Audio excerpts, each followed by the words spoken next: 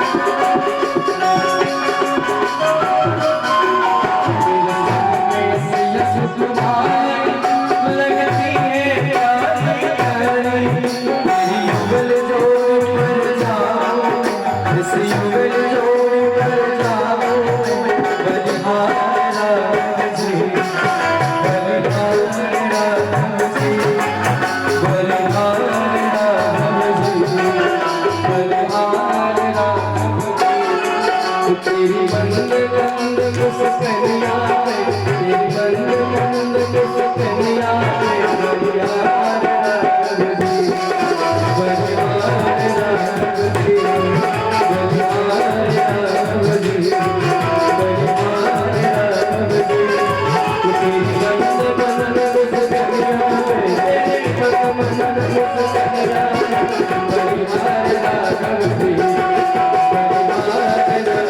तेरी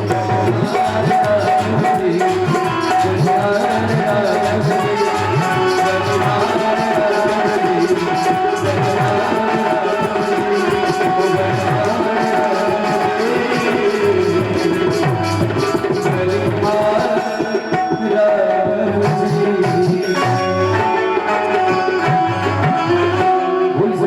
सरकार की आप सभी लोगों से निवेदन है, प्यार से भी दिलचस्प हो चुके हैं, कृपया सभी लोग कथा परिसर में आने की कृपा करें।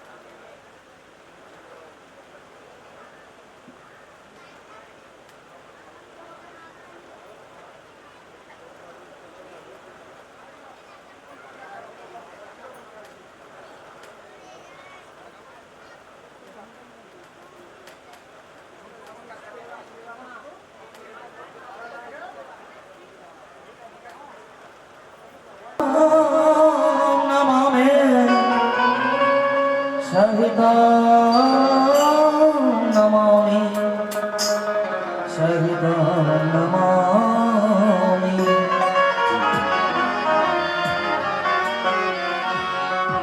श्रीमद्भागवत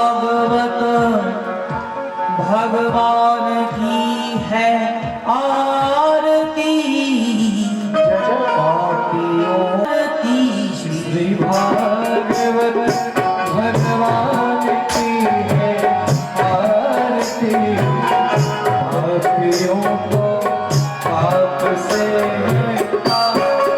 श्री भागवत भगवान की है आरती, पापियों को पाप से है आरती।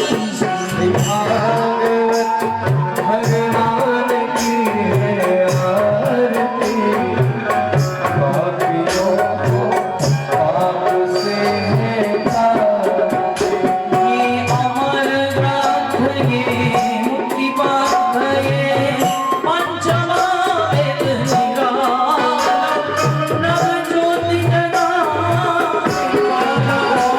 ये अमर ग्रंथ ये मुक्ति पंथ ये पंचम वेद निराला, नव ज्योति जगाने वाला। हरि नाम यही हरि नाम यही हरि नाम यही हरि धाम यही, प्रभु के मंगल की आरती, पापियों को पाप से है आरती। श्री भागवत भगवान की है आरती, पापियों को पाप से है तारती। ये शांति की पावन पुनीत पापों को मिटाने वाला, हरि दर्श कराने वाला।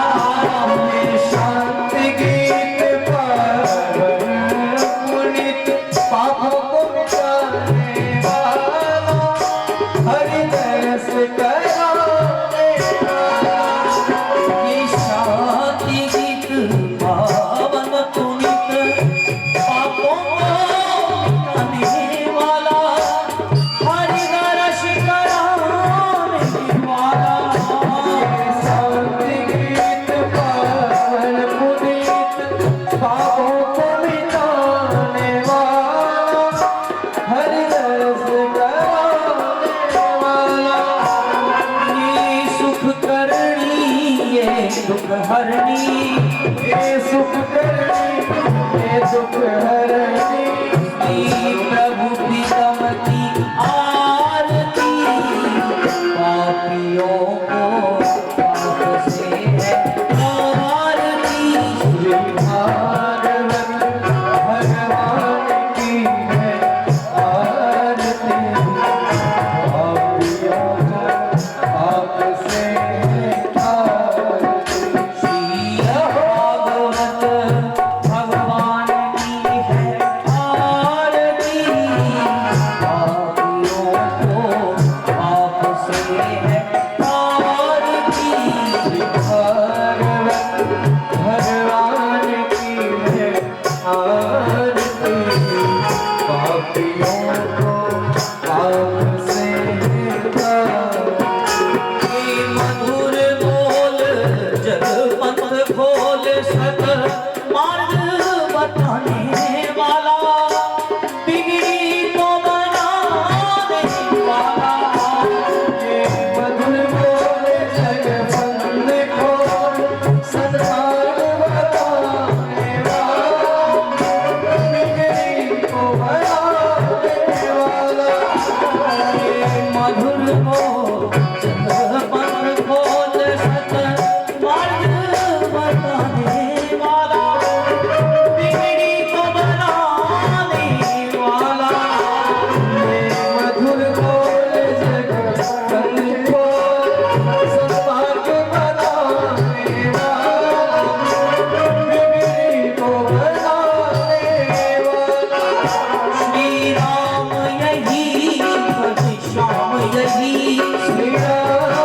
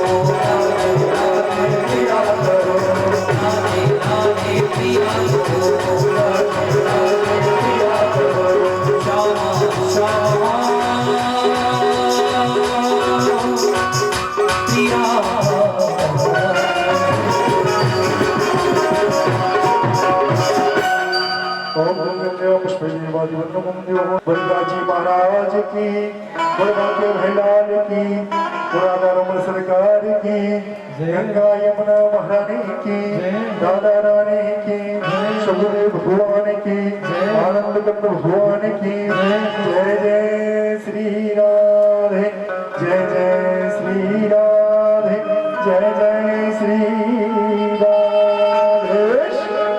सभी लोग यथास्थान बैठ जाएंगे, सभी लोग आके ले लेंगे।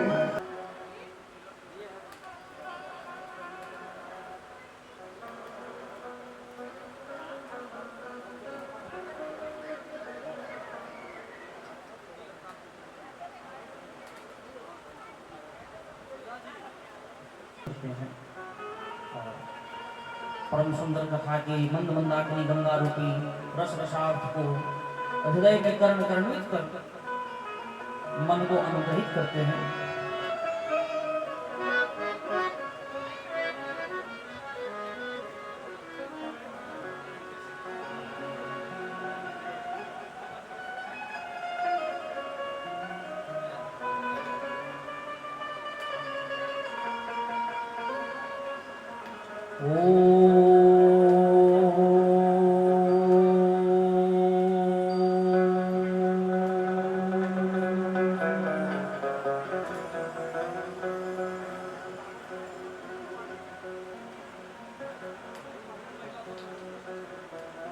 गौराण्यं रसमयं नित्यं रसाचार्य रसोच्युतम्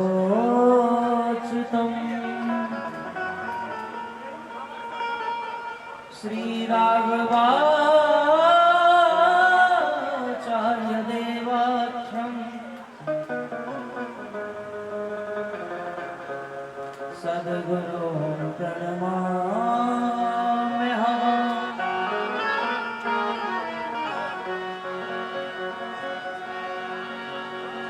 शिष्यस्तेऽहं स्वामिनां प्रपन्नाम् कलेवरं या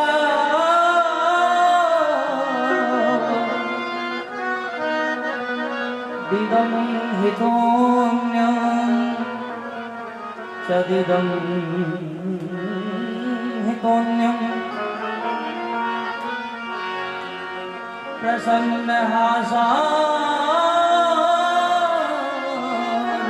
प्रसन्नहासारुणलोचनोलस्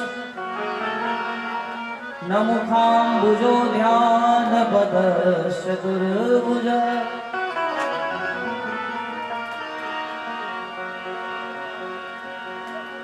श्रीकृष्ण गोविन्द हरे मुरारे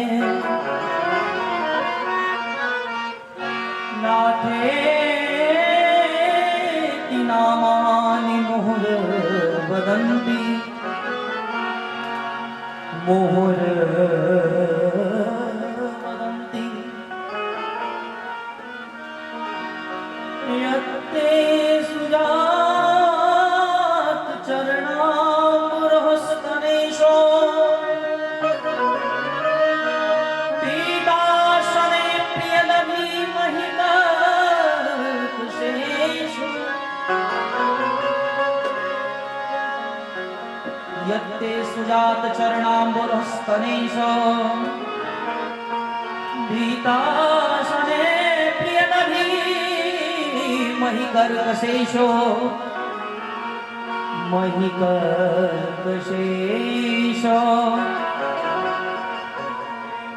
तेनाटवीमटसि तद्व्यथते न किंस्वे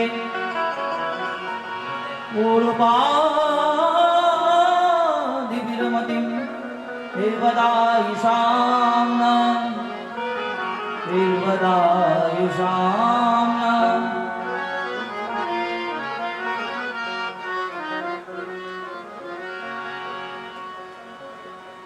हे ईश्वर सब सुखी रहे दुखिया रहे न कोई यह अभिलाषा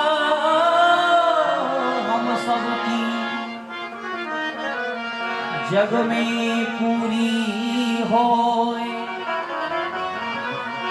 जग में पूरी हो, विद्या बुद्धि तेज बल सबके भीतर हो। यह अभिलाषा हम सबकी जग में पूरी हो, जग में पूरी हो।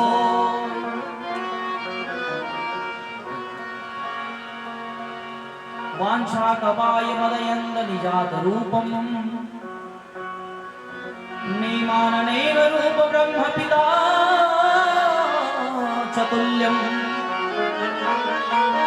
सोवस्वमिनमनो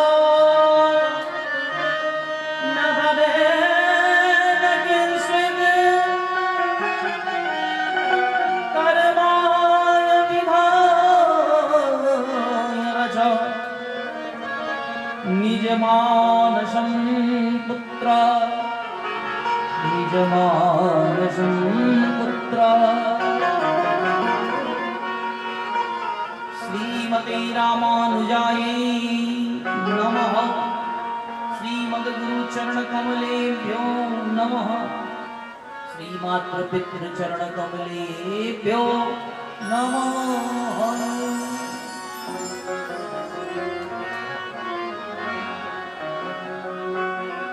भक्तवत्सल भगवान की जय हो। परम मंगलमय परमहापरात्पर अखिलेश्वर आकारणम कर्मितः कारणों के कारण करता से कृपा वर्षाने वाले ठाकुर जी के चरणों में बारंबार कोटि शतप्रणाम नमन। हे प्रभु, आप आज की कथा को निर्विघ्न रूप में संपन्न करें, यही बारंबार नमन। बड़ा सुंदर कृपा हम सबों के ऊपर वैष्णव धर्म धर्मार्थ के रूप में आज साक्षात ठाकुर जी की भागीरथी गंगा को श्रवण करने का सौभाग्य प्राप्त हो रहा है। सूत जी महाराज कहते हैं कि किम अनेन कृतम पुण्यम वधुतेन वहिष्णु। अनेन च अनेन कृत्यम पुण्यम पुण्यायाश्रवितो कर्म। कर्म तो है ही पवित्र, और कर्म रूप में पुण्यवान कर्म जो पवित्र है, कर्म पवित्र है, लेकिन कर्म कर्मार्थ में जो पुण्यादि कर्म पवित्र है, उस पुण्यादि कर्म के पवित्र होने पर जो हमें कृपा प्राप्त हो रही है, उस कृपा को बारंबार नमन है। इसलिए इस पुण्यादि कर्म को भी बारंबार नमन है। आज जीवन के जीवनार्थ कर्म में भगवान की भगवत कृपा से सर्वस्व की प्राप्ति है, सब कुछ यथावत है। हाँ,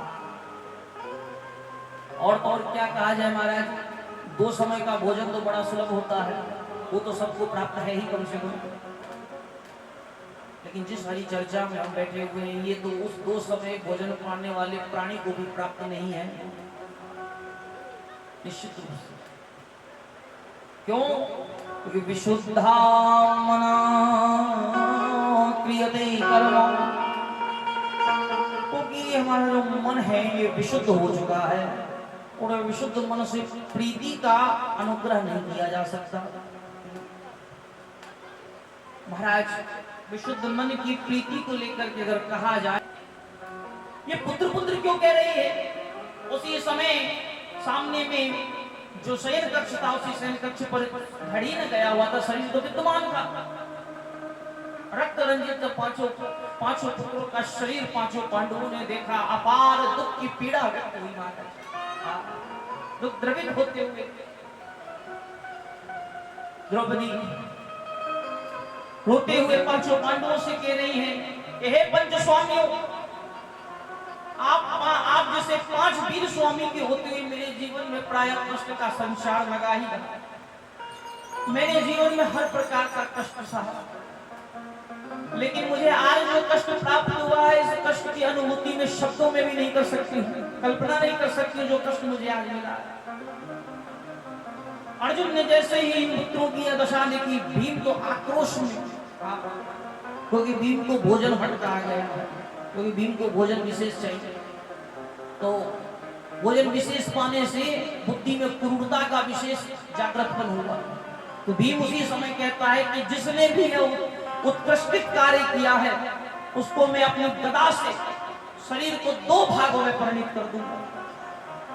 द्रौपदी, अर्जुन कहता है कि जिसने भी इसको दृष्टता का कार्य किया है, उसको मैं तुम्हारे चरणों में मृत्यु दंड दूंगा। ये मेरा वचन है। यह कहते ही अर्जुन ने ठाकुर जी से कहा, प्रभु चलो। योग दृष्टि से प्रभु ने चिंतन करते हुए देखा तो इस कार्य का परिणीतकरण अश्वत्थामा पर पहुंचा। अश्वत्थामा उसी क्षण उनके प्रतिपक्ष में अर्जुन ने कहा कि प्रभु जल्द से जल्द रथ पर बैठिए और उसकी तरफ चलिए। वो कहां पर है? ठाकुर जी का जाना हुआ। अश्वत्थामा को पता चला कि कन्हैया और साक्षात अर्जुन भी आ रहा है। ये सुनते ही अश्वत्थामा से रहा नहीं गया, अर्जुन कितना क्रोध में आएगा जो मुझे आज छोड़ेगा नहीं। मुझे तो तुरंत उसी क्षण चिता भूमि पर लिटा देगा। हाँ? मुझे वो गति प्रदान कर देगा और मुझे चाहिए नहीं वो गति। उसी क्षण पिता तुल्यादि रूप में साक्षात ठाकुर जी ने अर्जुन से कहा कि अर्जुन, तुमने जो द्रौपदी को क्या उस वचन को तुम पूर्ण करोगे ही? बोले हाँ प्रभु मैं पूर्ण करूंगा। तो ठाकुर जी तो योग दृष्टि से सर्वस्व जानते थे, फिर भी ठाकुर जी ने बारंबार संकेत किया। आगे श्रवण करते हैं। अश्वत्थामा ने देखा कि अर्जुन मेरे को मारने के लिए आ रहा है। उसी समय अर्जुन अश्वत्थामा ने ब्रह्मास्त्र का शीशांचन किया, बाण रूप में धारित किया, धारण करते हुए और ब्रह्मास्त्र का प्रयोग अर्जुन की ओर किया है। अर्जुन ने जैसे ही देखा कि ब्रह्मास्त्र मेरी ओर आ रहा है, ठाकुर जी के चरणों में जाकर के गिर पड़ा और कहा प्रभु ये मैं क्या देख रहा हूं, मेरी ओर ब्रह्मास्त्र आ रहा है। उसी समय ठाकुर जी ने कहा अर्जुन इसमें संशय करने का कोई विषय नहीं है। अगर अश्वत्थामा ने ब्रह्मास्त्र का प्रयोग तुम्हारी ओर किया है तो तुम भी ब्रह्मास्त्र जैसे अस्त्र को परिणित करने के लिए समान अस्त्र ब्रह्मास्त्र का ही प्रयोग करो। एक संप्रातः ब्रह्मांडम ब्रह्म शीर्षण, ब्रह्मास्त्र का प्रयोग करो। अर्जुन ने भी ब्रह्मास्त्र का प्रयोग किया है। समान ब्रह्मास्त्र आपस में क्षीण, आपस में परिणित होने पर, स्पर्श होने पर दोनों अपने अपने लोक में स्थान आदि को प्राप्त किए हैं। यथावत जिस स्थान से ब्रह्मास्त्र का आना हुआ उसी स्थान पर पुनः गए हैं। जाने के पश्चात अश्वत्थामा ने देखा कि इस ब्रह्मास्त्र का तो कोई भी मेरे हेतु सदुपयोग नहीं हुआ। और क्या किया जाए?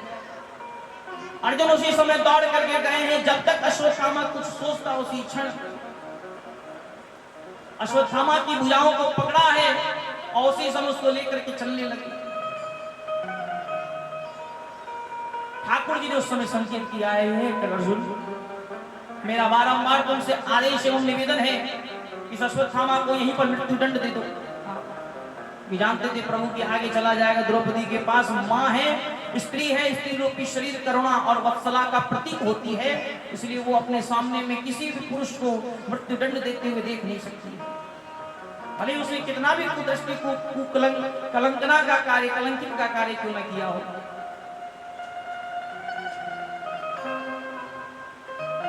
ठाकुर जी ने बारंबार आदेश दिया। अर्जुन ने कहा नहीं प्रभु, मैंने द्रौपदी को वचन दिया है, मैं उसी के सामने में इसको मृत्यु दंड दूंगा। ठीक है, वो लेकर के चले हैं अश्वत्थामा।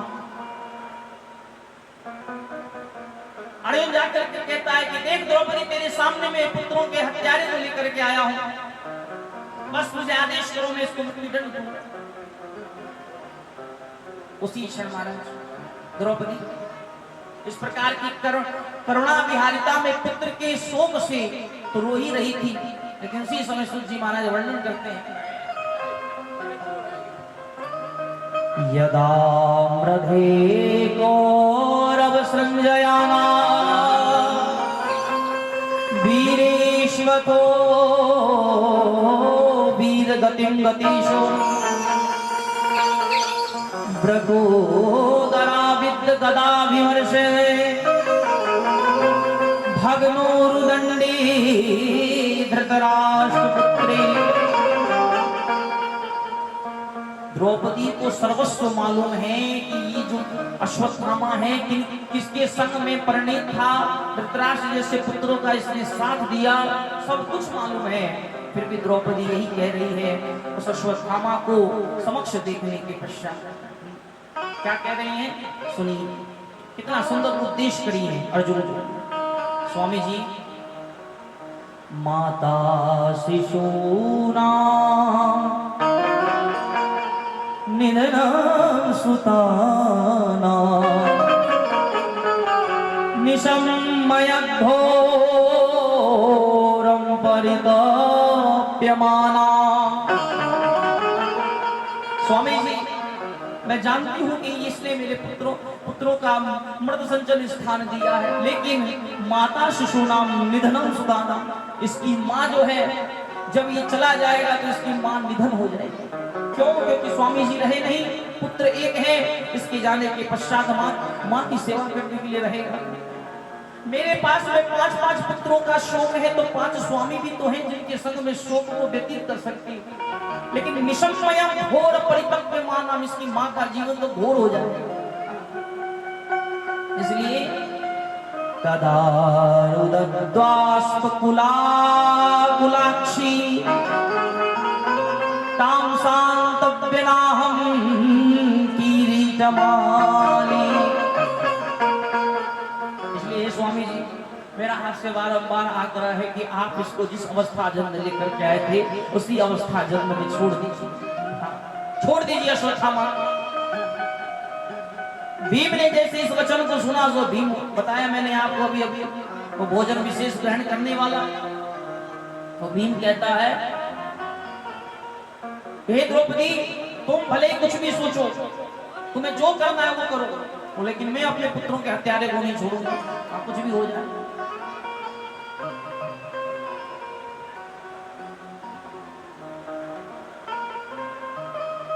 तो मैं अपने पुत्रों के हत्यारे को नहीं छोड़ूंगा। धर्मराज युधिष्ठिर, धर्म के पालन करने वाले, सामने आए, उन्होंने आकर के यही कहा कि देखो, मैं मानता हूं कि इसने बहुत गलत कार्य किया है, लेकिन मेरा एक ही निवेदन है, इसका परिणाम तुम्हें निश्चित सजा देनी है, लेकिन मृत्यु की सजा ना देकर के इसको कुछ और सजा दी जाए। अब थे तो ये धर्मराज, तो ये क्या करेंगे अश्वत्थामा के संग, इसका उत्तर किससे मिलेगा?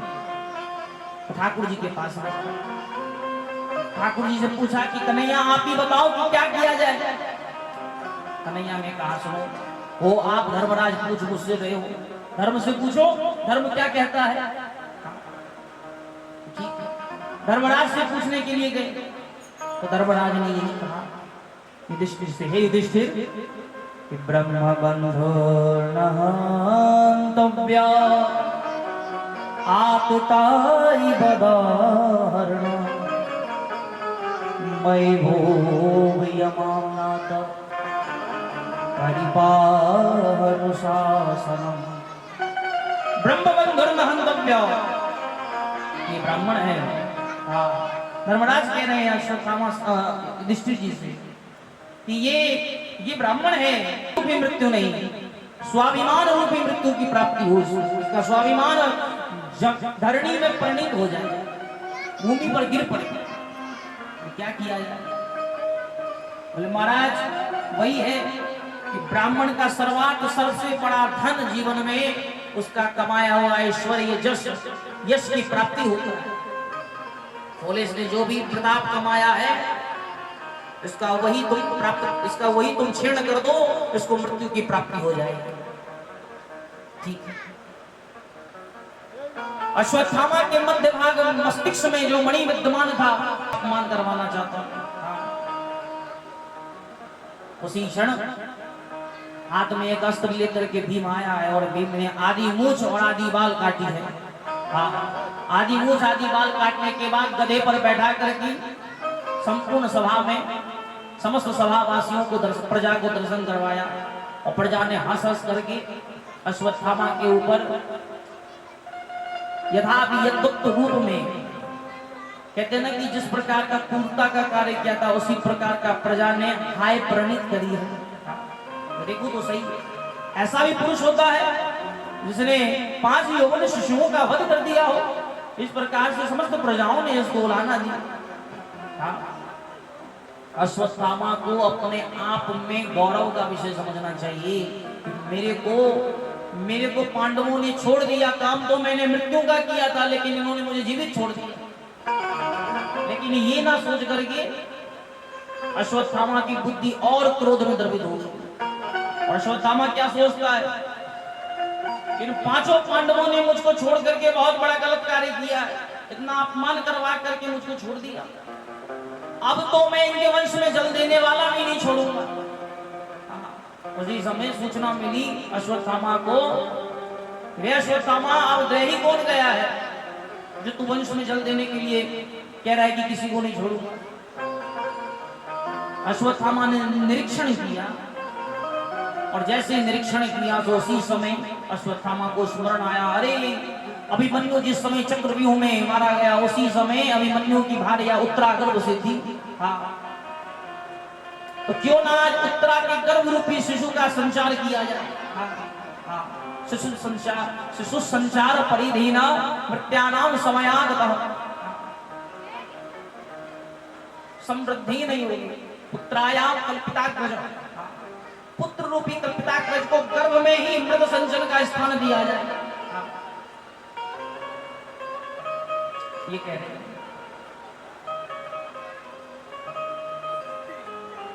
उसी समय आज अश्वत्थामा ने पुनः ब्रह्मास्त्र का प्रयोग किया और उत्तरा के गर्भ की ओर उस ब्रह्मास्त्र को परिणित किया। उत्तरा को जैसे ही आभास हुआ कि मेरी गर्भ की ओर बहुत ही भारी संकट आ रहा है, तो उत्तरा उसी क्षण आज ठाकुर जी के चरणों में जाकर के गिर पड़ी है। और क्या कह रही है सुने आप। कहती है कि पाहि पाहि महायोगिनी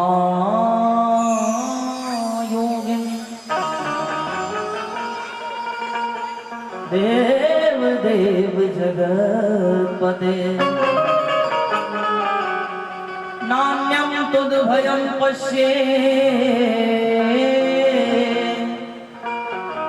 यत्र मृत्यो परस्परम् यत्र मृत्यु परस्परम्।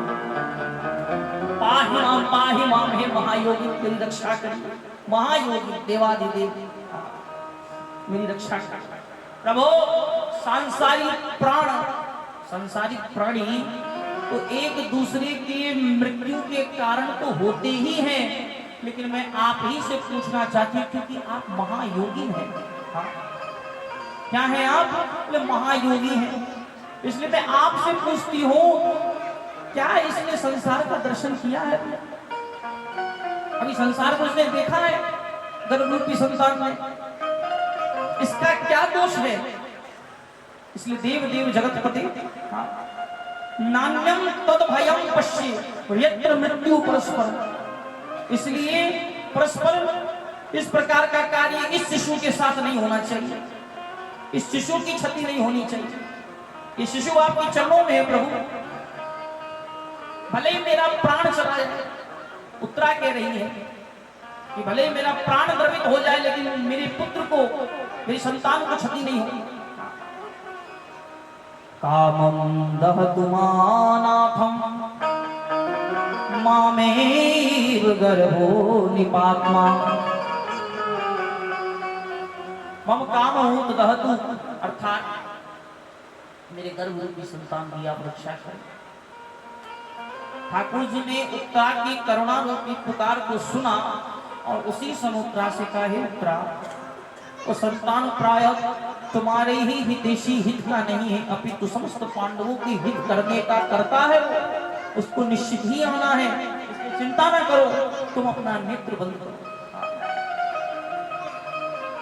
जैसे ही उत्तरा ने अपना नेत्र बंद किया, एक रूप में प्रभु आज उत्तरा के समक्ष खड़े रहे और एक रूप में जाकर के उत्तरा के गर्भ को रक्षा किया है प्रभु ने।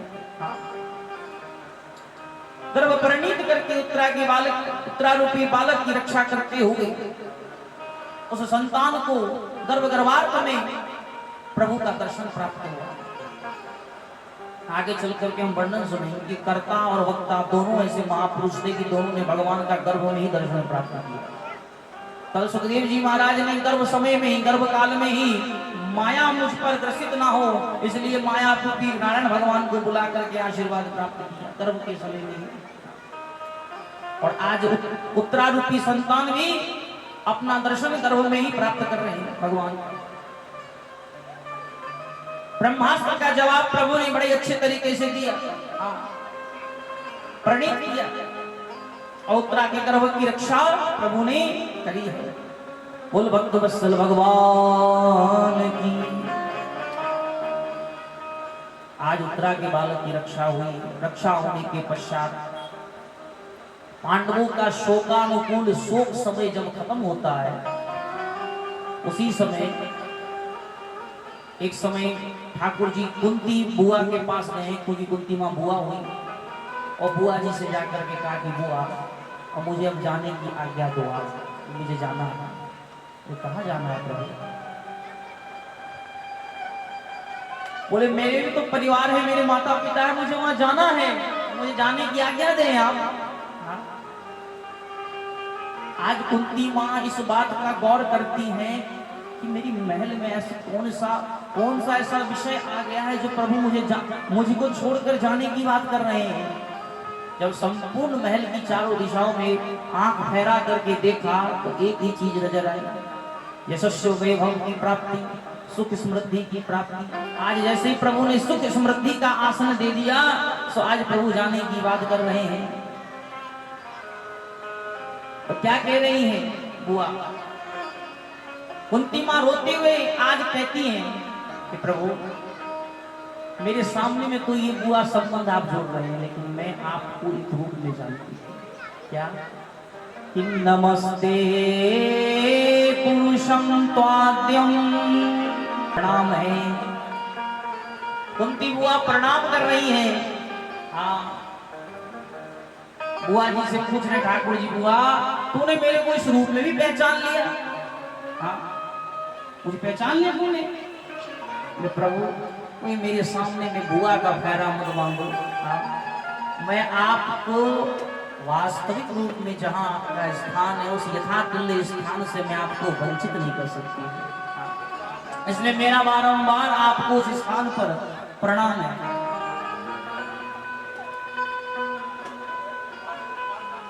प्रभु हे जगदीश्वर, आज मुझे ये शब्द कहने से आप रोकिए मत।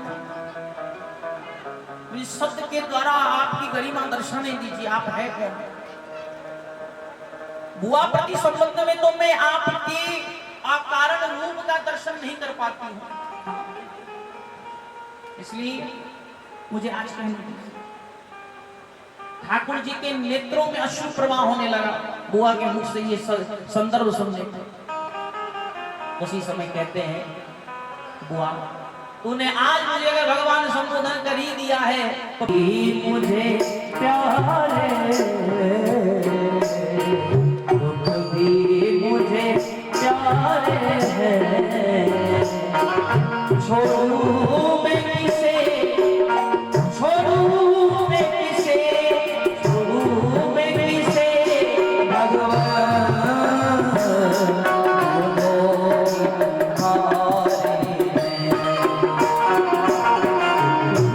मुझे प्यार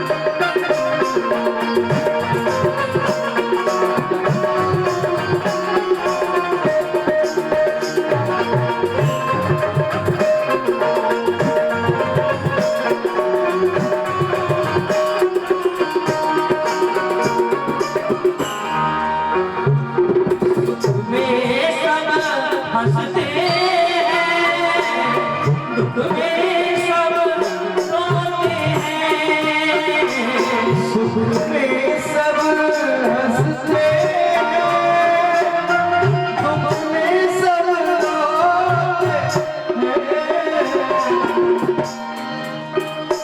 दुख चाहे ना कोई भी, सब सुख को तरसते हैं।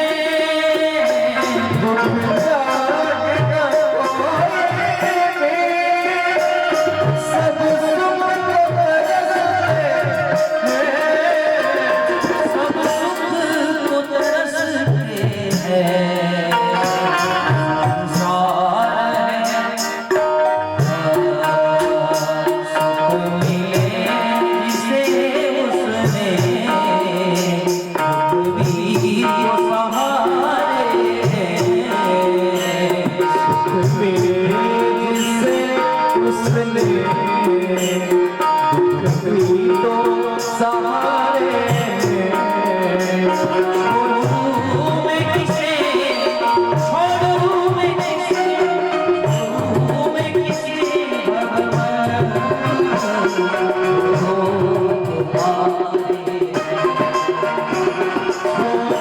मैं किसे भगवन, दोनों ही तुम्हारे हैं।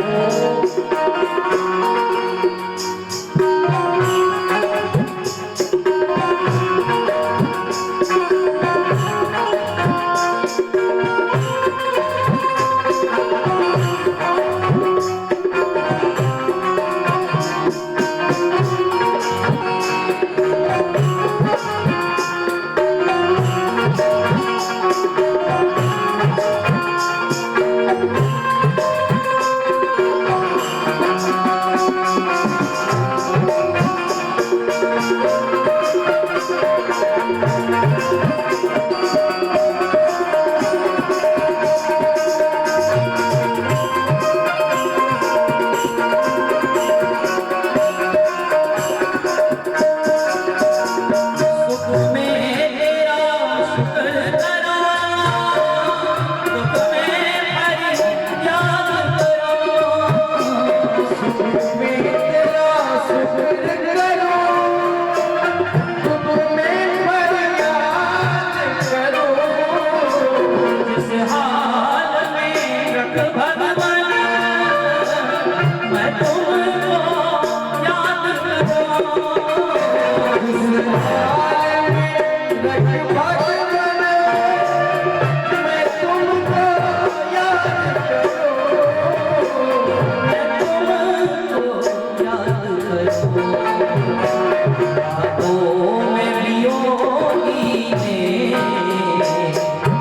तो वियोगी से ये गीत सवार है, ये गीत सवार है। छोड़ूं मैं किसे, छोड़ूं मैं किसे, छोड़ूं मैं किसे भगवान, दोनों ही तुम्हारे।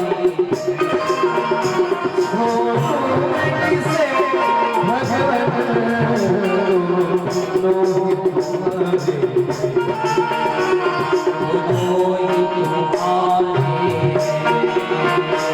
दोनों ही तुम्हारे। दोनों ही तुम्हारे।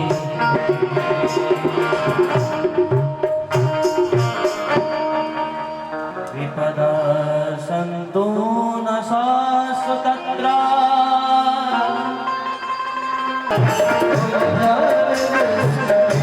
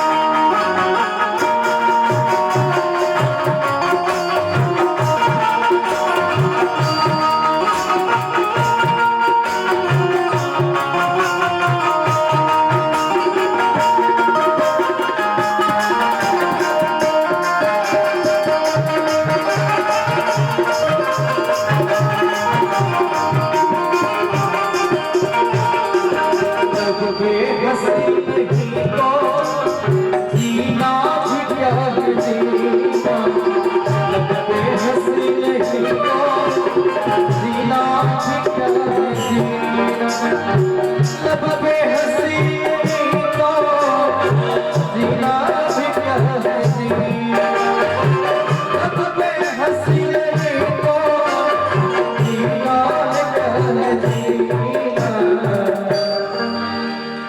पहचान है जहाँ में, पहचान है जहाँ में मुस्कान के बिना, पहचान है जहाँ में मुस्कान के बिना। अब सांस ले इस जान के बिना, अब सांस ले इस जान के बिना, और जान जिसमें, और जान जिसमें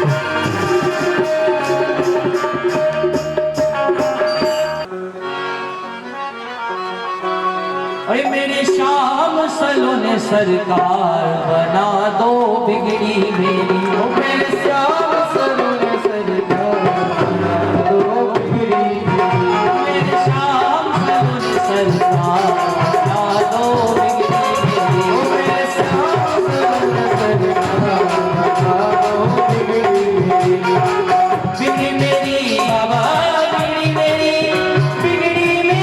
ठाकुर बिगड़ी मेरी, बिगड़ी मेरी बाबा, बिगड़ी मेरी बाबा, बिगड़ी मेरी, हरि मेरे श्याम मेरे रहन हरि मेरे श्याम बना दो बिगड़ी मेरी।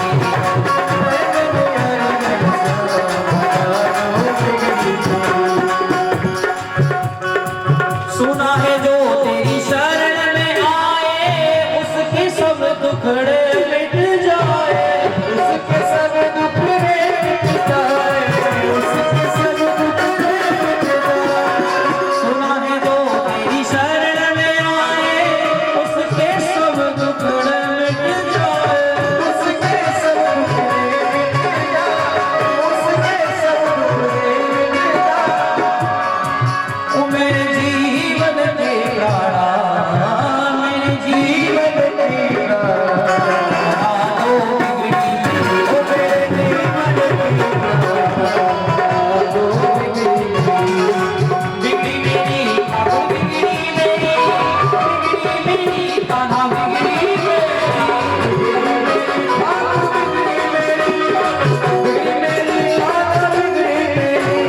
श्याम सलोने सरकार, ओ मेरे श्याम सलोने सरकार बना दो बिगड़ी मेरी, ओ मेरे श्याम सलोने सरकार बना दो बिगड़ी मेरी। हाथों से सेवा करते हुए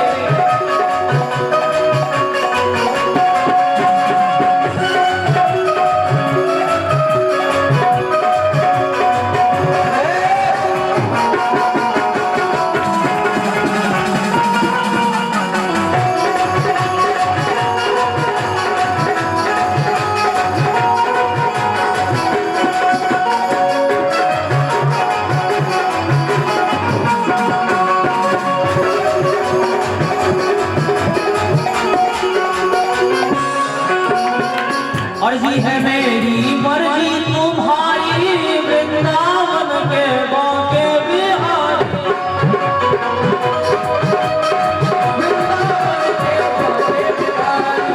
अर्जी है मेरी मर्जी तुम्हारी, वृंदावन के बाके बिहारी,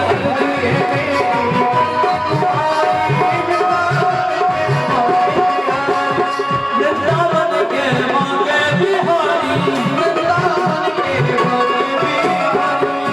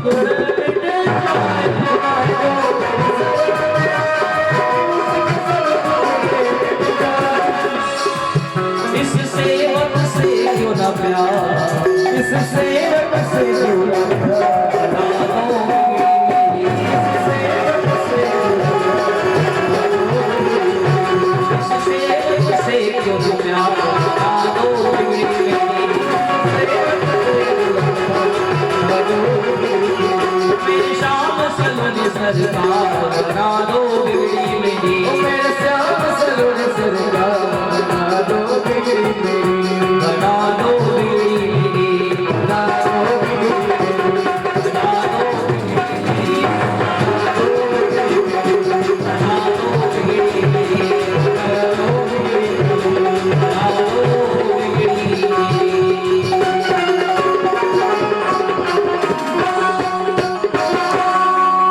बोलो भक्तवत्सल भगवान की।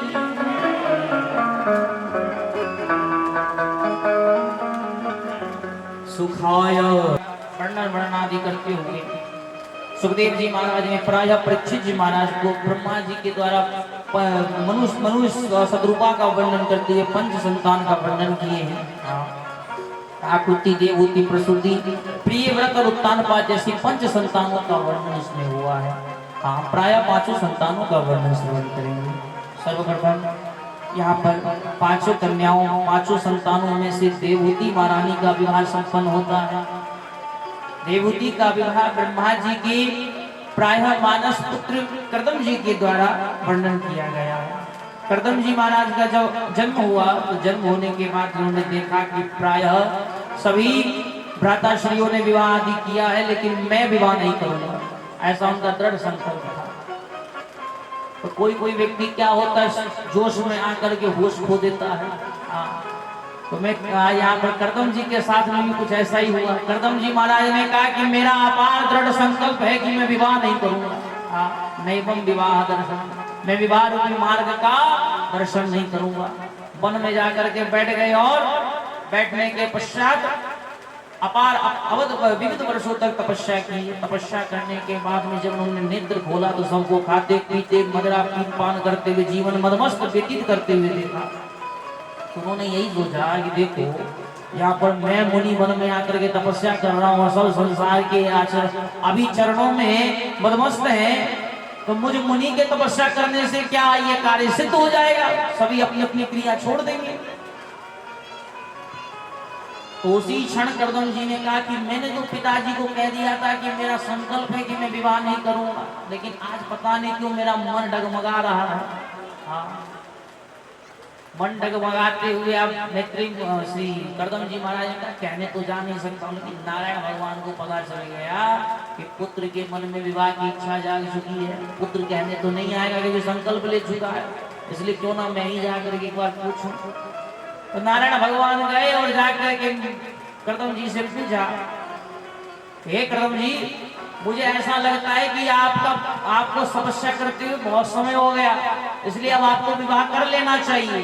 हाँ, कर्दम जी महाराज ने कहा देखो मन में इच्छा चली रही थी, सामने से प्रस्ताव भी मिल गया। अब जब सामने से प्रस्ताव चल के आया तो सीधे मुंह से क्यों जवाब, थोड़ा सा रुक करके जवाब। तो नारायण जी से कहते हैं, पिताश्री मैंने आपसे कहा था ना कि मैं विवाह नहीं करूंगा, कह दिया था ना मैंने।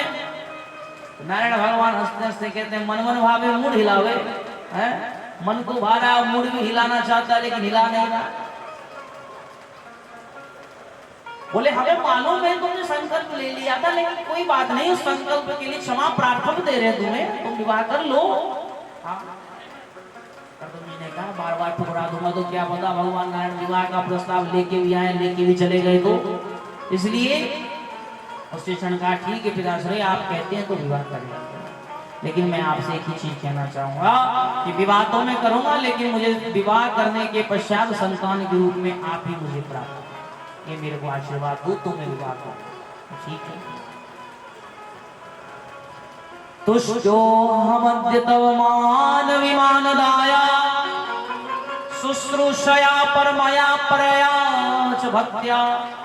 शुश्रूषया आप ही मुझे शिशु रूप में प्राप्त हो, ये मेरी आपसे बात। तो क्यों आप प्राप्त हो जाओगे? तो यो देहि नाम मतदीव सुभद्र देहो, मैं अपने देह के साथ पुनः त्याग करने के लिए चल सकता, इसलिए आप मुझे संतान रूप में। बोले ठीक है संतान रूप में हम निश्चित आएंगे तथास्तु। बोले मुझ जैसे मुनि के संग विवाह कौन करेगा? मेरे पास तो रहने के लिए केवल कुटिया ही है। मुझे चिंता मत करो, रहने के लिए कुटिया है, लेकिन राजा की कन्या से विवाह करवाऊंगा। राजपुत्री महाराज मनु जी महाराज सर्वाधिक राजा, मनु जी की पुत्री देवहूति प्रायः राजा ने अपने पुत्री को स्वर्ण रूप में स्थान दिया था। स्वर्ण रूपी पुत्री को आज उस कुटिया में स्थान मिला। देखिए आप वर्णन सुनिए इस कथा का। करदम जी की कुटिया में, उस कुटिया को ही अपना स्वर्ग मान करके देवहूति महारानी ने वहां पर स्थान ग्रहण किया। राजघराने के घर से आकर के कुटिया में स्थान को प्राप्त किया। पति को परमेश्वर की उपाधि दी, स्थान दिया। स्थान ही नहीं अपितु कर्म भी निर्वाह किया। पतिदेव ऐसे के विवाह करने के बाद आए तो तुरंत समाधि में परिणित हो गए। विविध वर्षों तक समाधि में लीन रहे। चाहती तो देवहूति उस समय अपने घर को जा सकती थी, लेकिन देवहूति गई नहीं। देवहूति महारानी उस समय भी अपने पति के शरीर को वस्त्र के द्वारा पोंछ दिया करती थी और पुनः उनको नैवेद्य भोग लगा करके भोजन ग्रहण किया करती थी। ऐसे विविध वर्षों तक ये तपस्या चलती थी। तपस्या पूर्ण होने के बाद में माताओं ऐसा हुआ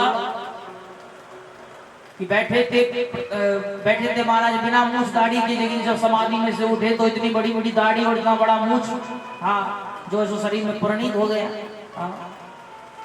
देवहूति यौवन अवस्था में थी, व्रत अवस्था में आ गई। समाधि में से उठने के बाद देवहूति से पूछते हैं कि हे देवी आप कौन हो?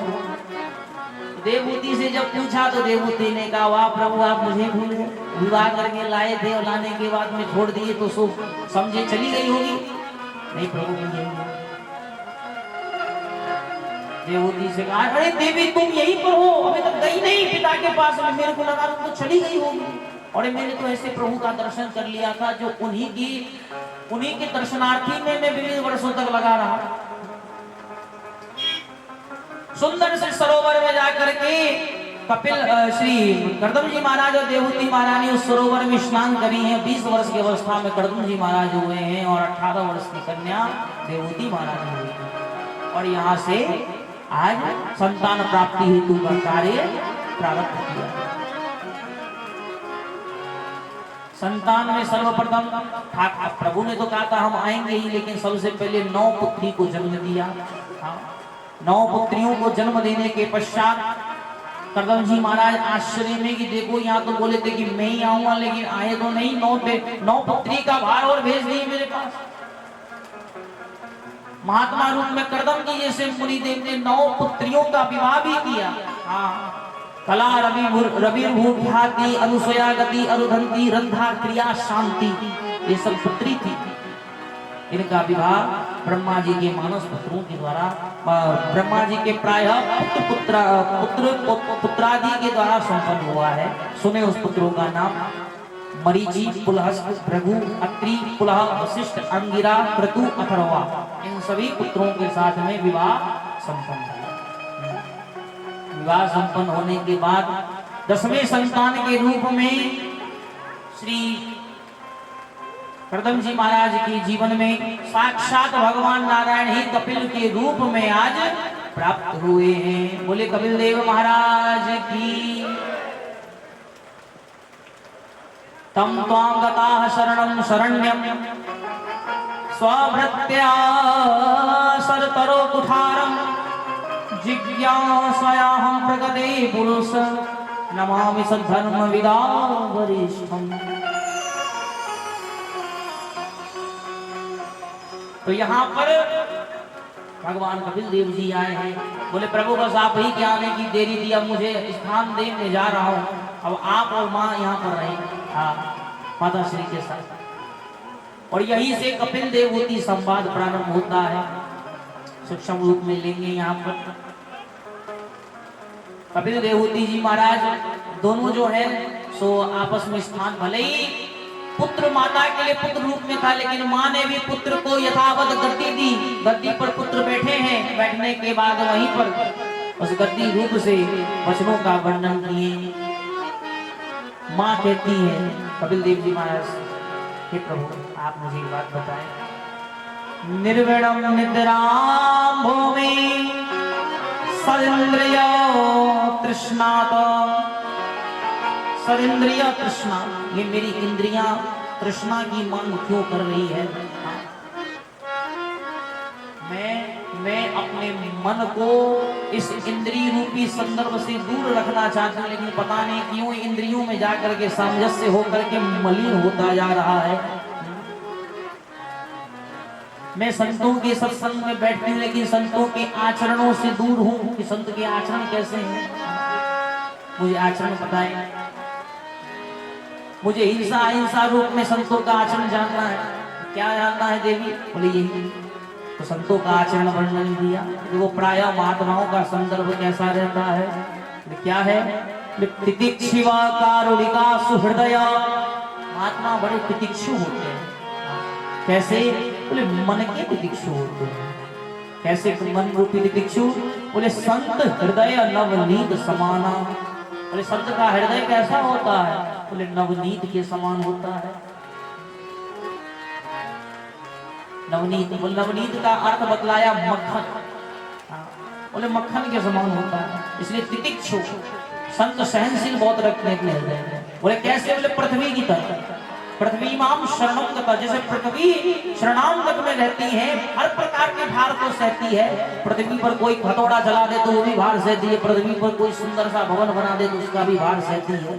वैसे ही महात्मा का कोई माला पहना करके सत्कार भी कर दे तो उनको वही जयराम जी की।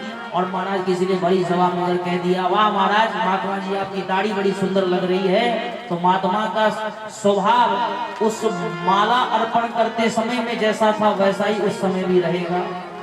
इसलिए तितिक्षव कारुणिका, करुणावान होते हैं, सुहृदय अजात शत्रु। बोले संत का कोई शत्रु नहीं होता है। अजात शत्रु, उनका कोई शत्रु नहीं होता। क्यों? क्योंकि उनका शत्रु अगर होने लगे तो वो महात्मा नहीं, इसलिए अजात शत्रु। जो शत्रु भी है वह संत उनको भी राम राम करके ही आगे गुजरते हैं।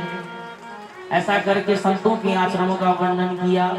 हिंसा और अहिंसा में श्लोक आदि के द्वारा वर्णन करके बतलाया। अहिंसा सत्यविस्तेयं यावदर्थ परिग्रहं ब्रह्मचर्य तपस्सोचम स्वाध्याय पुरुषार्चनम।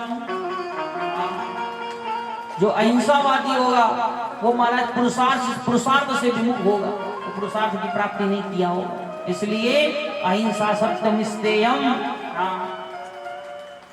अर्थात धर्म का पालन करने वाला सत्यमिस्तेयम, सत्य धर्म की पालन करेगा। यावदर्थ परिग्रह, वो परिग्रह होगा, भार को सहने वाला होगा। ब्रह्मचर्य तपस्सोचम, ब्रह्मचर्य का पालन करने वाला होगा। गृहस्थ धर्म में भी रह करके ब्रह्मचर्यार्थ का पालन कर सकेगा, जो सत्यार्थ सत्य धर्म का पालन करेगा। भगवत कृपा ही मार्ग ऐसा है कि भगवत श्रीमद् भगवत कथा में ही देवी देवताओं का प्रथम स्तुति ना करके अपितु सत्य को स्थापित किया गया है, शुरू में भी, मध्य में भी और अंत में भी। नाम संकीर्तन में सर्व पाप प्रणाशन, यह कहकर अंतकरण किया है। सत्य ये न कस्मै, ये मध्य में कहा है। सत्यम परम धीमहि, ये उत्तम में मतलब शुरुआत में कहा है। ऐसा कह करके इस प्रकार से प्राय वर्णन किया है। वर्णन के दौरान आगे चल करके यहाँ पर देवहूति महारानी ने इस प्रकार से कपिल देव जी के मुख से वाणी का श्रवण किया कि श्रवण करने के बाद में उनका शरीर ही 9 धाराओं में परिणित हुआ। शरीर में से 9 धाराएं बहने लगी गंगा गंग रूप में। वही 9 धाराएं, ये 9 धाराएं कहाँ समाहित हुई हैं? ये 9 धाराएं वही कपिल सागर जी के क्षेत्र में जाकर के विद्यमान हुई हैं।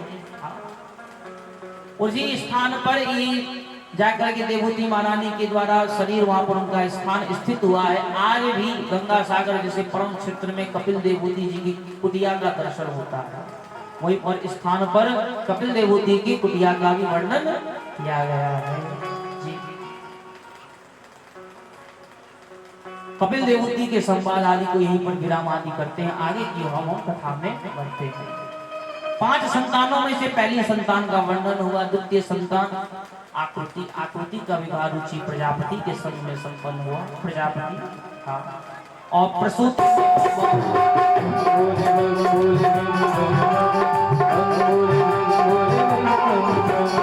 यही वो मंत्र है, यही वो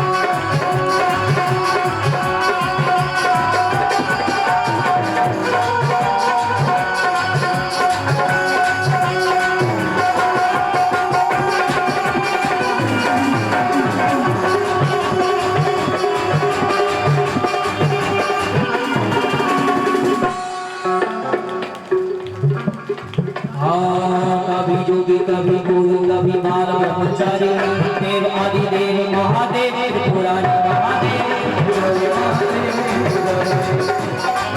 कभी जोगी कभी गुरु कभी भोले भंडारी नाम है अनंत तो ही हर्षवर्धन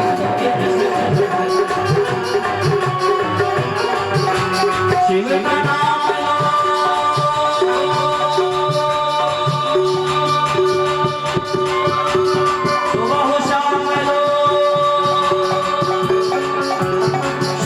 नाम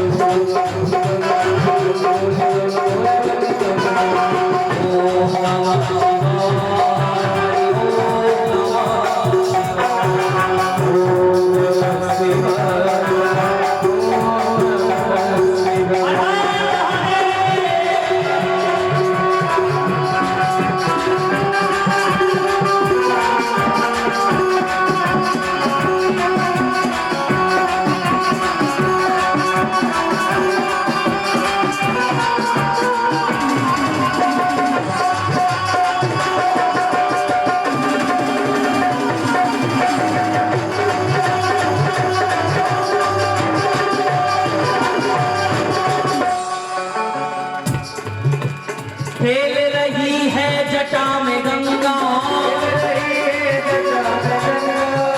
रही है जटा में गंगा,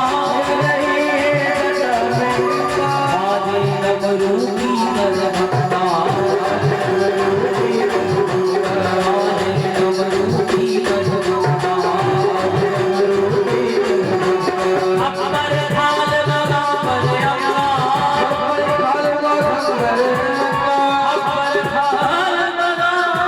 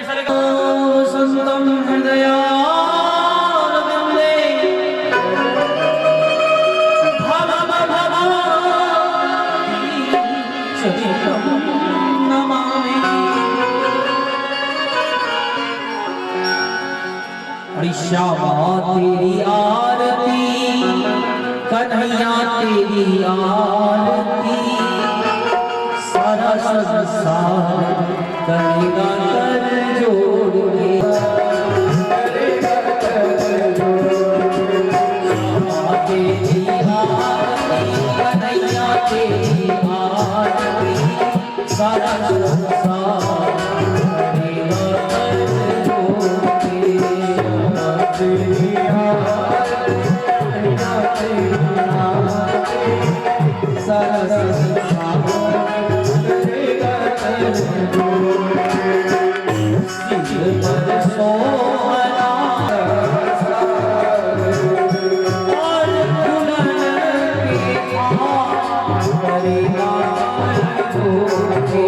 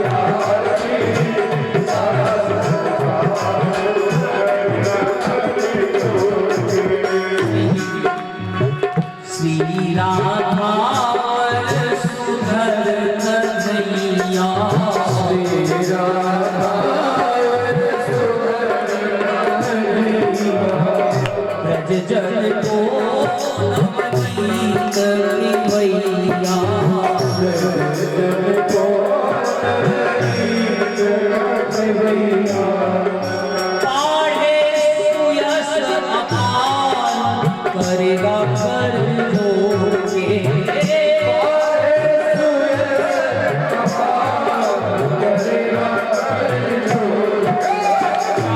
तेरी आरती, तेरी आरती, सारा संसार करेगा कर जोड़ के।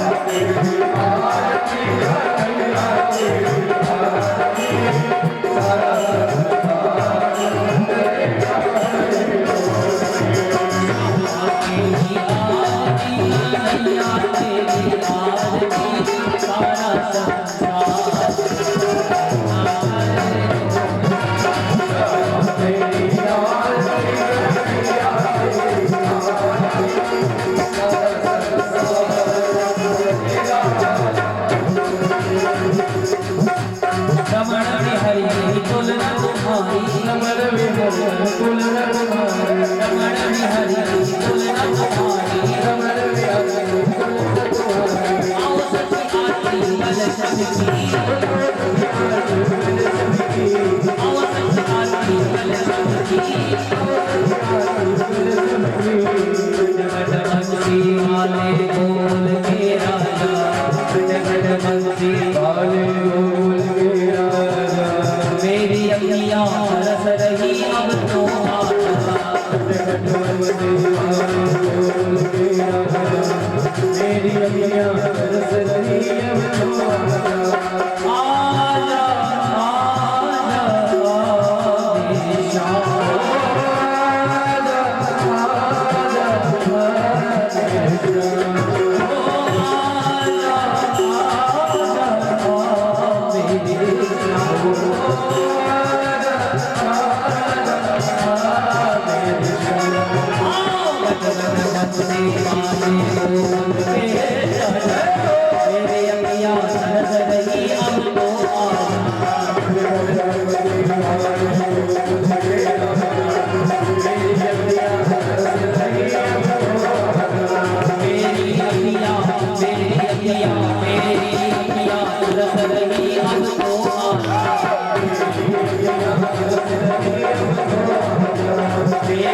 जय